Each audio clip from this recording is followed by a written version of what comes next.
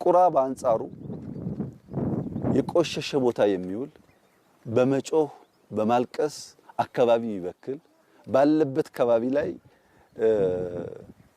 ከሚበላውም ከሚረጨውም የተነሳ ብዙ የሚቆሽሹ ነገሮች የሚታዩበት ጠቅላይ ሚኒስትር አብይ አህመድ በዛሬው ዕለት በኦሮሚያ ክልል ምዕራብ ሸዋ ዞን የ8 ቁጥር ቅርጽ ባለው ደንዲ ሐይቅ አጠገብ ሆነው የሰጡት ሐሳብ 888 እየተባለ የሚሞካሸውን የቴዲ አፍሮ አልበም ጭልጥ አድርገው የሰሙት ያስመስላል። ጩኸትና ለቅሶን ለቁራዎች እንተዋለን በማለት የሰጡት ሐሳብ በቀጥታ አብይ የሚመሯት ኢትዮጵያ ሞታለች ላለው ቴዲ አፍሮ ነው ተብሎ ተወስዷል። ቴዲ ከሁለት ቀን በፊት የለቀቀው ኢትዮሪክ አልበም የኢትዮጵያን ፖለቲከኞች የንዴት ዳስ ያስጣለ ነው እየተባለ ይገኛል።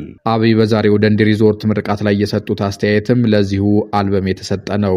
ጠቅላይ ሚኒስትሩ በዚሁ ንስርና ቁራን ምሳሌ አድርገው ባቀረቡበት ንግግራቸው እኛ እንደ ንስር ወደ ከፍታ ነው የምንበረው ሲሉ ተደምጠዋል። ንስር በባህሪው አርቆ የሚያይ ብዙ ከለሮች የሚያይ በከፍታ የሚበር በከፍታ የሚመላለስ በከፍተኛ ርቀት አይቶ አልሞ አድኖ መብላት የሚችል የብዙ ጀግንነት የብዙ ብቃት መለኪያ ነው ሲሉ አብራርተዋል።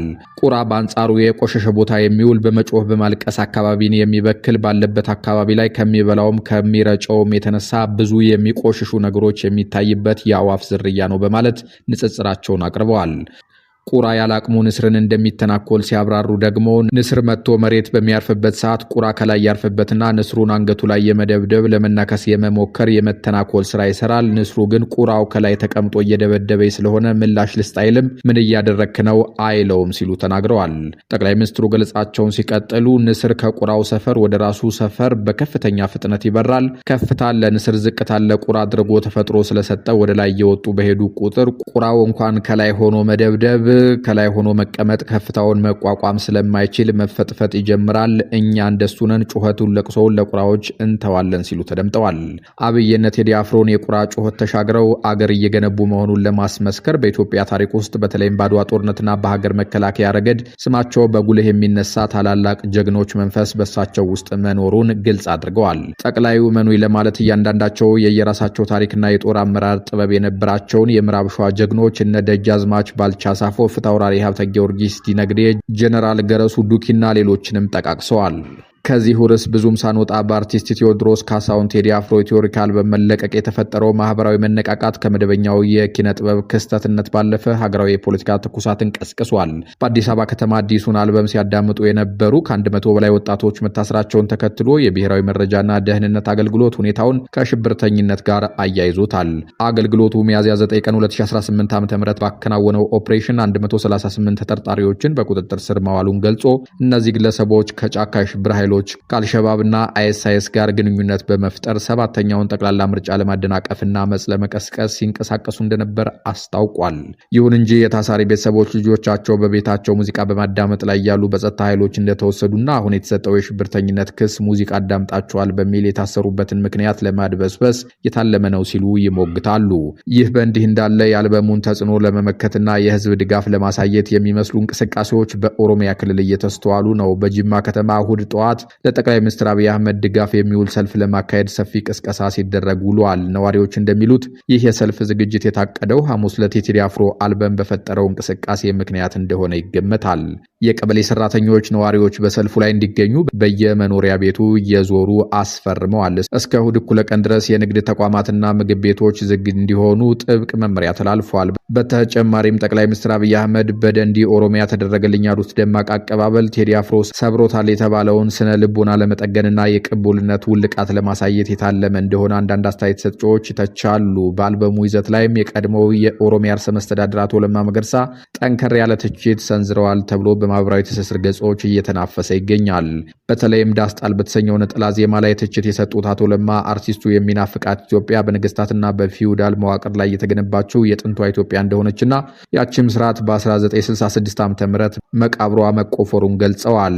አርቲስቱ ወደ ዳር ተገፋን የሚለው ቅሬታ ከተጨባጭ እውነታ ጋር ይጋጫል ያሉት አቶ ለማ በሸገርና ለገጣፉ የሚገነቡ ቪላዎች የባለ ሀብቶች ምርጫ እንጂ ፖለቲካዊ መፈናቀል አይደሉም ሲሉ ተከራክረዋል። የአርቲስቱን የቅንጦት ኑሮ በመጥቀስም ተገፋን የሚለው የለቅሶ ቃና ለወቅታዊ የፖለቲካ ትርፍ የሚደረግ እንጂ ከእውነተኛው የህዝብ ችግር ጋር የማይገናኝ የቃላት ጨዋታ ነው ብለውታል።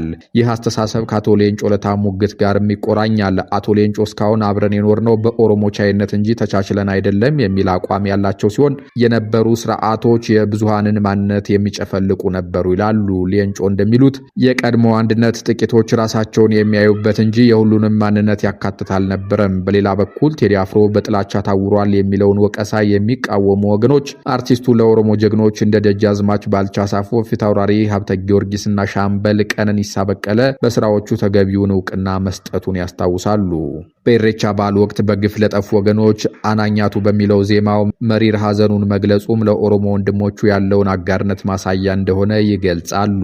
ናኒ አዶናይ በአልበሙ ውስጥ ለተካተተው መሪማ ዜማ በሰጠችው ትንታኔ ዘፈኑ በአረብ ሀገር ላሉ ኢትዮጵያውያን ሴቶች ብቻ ሳይሆን ጥልቅ የታሪክ መልእክት እንዳለውም ትጠቁማለች። ቴዲ ባብ አልመንደብንና ሰንአን ሲጠቅስ አክሱማውያን የመንን ያስተዳደሩበትን ዘመን እያስታወሰ ይሆን የሚል ጥያቄ ታነሳለች። መሪማ በዘፈኑ ውስጥ የተገለጸችበት መንገድ አላክዳም ወይም የተገለሉት የሚባሉትንና የሀበሻ ዘር ናቸው ተብለው የሚታመኑትን የየመን ዜጎች ትመስላለች። እነዚህ ሰዎች በ6ኛው ክፍለ ዘመን በንጉስ ካሌብ ዘመን የመንን ሲያስተዳድር የነበረው የአክሱም ሰራዊት አካል እንደሆኑ ይታመናል። ዛሬም ድረስ በመልካቸው በጠየምነታቸውና በአፍንጫ ቅርጻቸው እኛን የሚመስሉት እነዚህ ሰዎች በየመን ማህበረሰብ ውስጥ እንደ ዝቅተኛ ደረጃ ተቆጥረው የጽዳት ስራዎችን እንዲሰሩ ይገደዳሉ። ቴዲ ስሟን ጠይቄ ብጠራት አትዞር መሪማ ሲል ይህንን የተረሳና የተገፋ የሀበሻ ዘር እያስታወሰ ይሆን ስትል ትጠይቃለች። ከዚሁ ጋር ተያይዞ ኢራቃዊው ተመራማሪ ዶክተር ፋድል አልሩባኢ የሚያቀርበው መከራከሪያ ድንጋጤን የሚፈጥር ነው። ፋድል ጥንታዊው እስራኤል የሚገኘው በፍልስጤም ሳይሆን በደቡብ አረቢያ የመን ውስጥ ነው የሚል እምነት አለው። መጽሐፍ ቅዱስ ላይ ምስር ተብሎ የተጠቀሰው ግብፅን ሳይሆን የመን ውስጥ የሚገኝ ድንበር ወይም የታጠረ ሰፈር ነው ይላል። እንደ ፋድል ሙግት የጥንቱ ዕብራይስጥ ቋንቋ ራሱ የጥንታዊ የመን ደቡብ አረቢያ ቀበሌኛ ነው። ምንም እንኳን ይህ አመለካከት በታሪክ ምሁራን ዘንድ ጠንካራ የአርኪኦሎጂ ማስረጃ የለውም ተብሎ ቢተችም በታላቋ ግብፅ ውስጥ እስራኤላውያን በባርነት እንደነበሩ የሚያሳይ ግልጽ የድንጋይ ላይ ጽሑፍ እስካሁን አለመገኘቱ ለፋድል ሙግት እንደ ጥንካሬ ይነሳል። ይህም ቴዲ አፍሮ በአልበሙ ውስጥ የጠቀሳቸውን የታሪክ ክርክሮች ይበልጥ ምስጢራዊ ያደርጋቸዋል። በአንጻሩ የቴዲ አፍሮ አዲስ አልበም የዓለም አቀፍ ሚዲያዎችን ቀልብ መግዛቱ ተመላክቷል። እንደ ቢቢሲና አልጀዚራ ያሉ ታዋቂ የዜና አውታሮች የአርቲስቱን ዳግም መመለስ በሰፊው የዘገቡ ሲሆን ቴዲ አፍሮን የኢትዮጵያ የባህልና የዘመናዊነት ድልድይ በማለት ገልጸውታል። እንደ ቢልቦርድ ያሉ የሙዚቃ መጽሔቶች የአልበሙን ዲጂታል ሽያጭና እይታ አስደናቂ ሲሉ የገለጹት ሲሆን አልበሙ የኢትዮጵያን ባህላዊ ቅኝት ከዘመናዊው የፖፕ ሙዚቃ ጋር ያዋህደበት ጥበብ የብዙዎችን ቀልብ ስቧል። ዘጋርዲያን በበኩሉ ቴዲ አፍሮን የአፍሪካው ቦብ ማርሌይ በማለት ያሞካሸው ሲሆን በዘፈኖቹ ውስጥ የተካተቱ የሰላም የፍቅርና የአንድነት መልእክቶች ከሙዚቃ ጥራት ባሻገር ለዓለም አቀፍ ሚዲያዎች ትልቅ የመወያያ አጀንዳ ሆነዋል። ከዋሽንግተን ዲሲ እስከ ለንደን ባሉ ታላላቅ ከተሞች በጎዳናዎች ላይ የተደረጉ የአድናቂዎች አከባበር በሲኤንኤን እና በሌሎች የማህበራዊ ሚዲያ አውታሮች ላይ በትሬንዲንግ ቪዲዮነት ቀርበዋል። ፕሮፌሰር ብርሃኑ ነጋ በበኩላቸው ቴዲ አፍሮ የአገሪቱን የሙዚቃ ታሪክ መሰረታዊ በሆነ መንገድ የቀየርና በግጥም በዜማና በቅንብር የተዋጣለት ብርቅዬ ተሰጥኦ እንደሆነ ምስክርነታቸውን ሰጥተዋል። ድምፃዊ ሳሚዳንም የአልበሙን መውጣት ሙዚቃ ዳግም አሸንፋለች በማለት አድንቆ ሙዚቃ የህዝብን ስሜት ማንጸባረቂያና የመንግስት ክፍተቶችን የሚያሳይ ህያው ሰነድ ሆኖ ማገልገሉን ገልጿል። መንግስት ይህንን ስራ እንደ ገንቢ ግምገማ ሊወስደው እንደሚገባ መክረዋል። በአንጻሩ እንዳልካቸው ዘነበ ጠቅላይ ሚኒስትሩ በግጥም ወይም በዘፈን ይደነግጣሉ የሚለውን አስተሳሰብ መሰረተ ቢስ ሲል ያጣጥላል።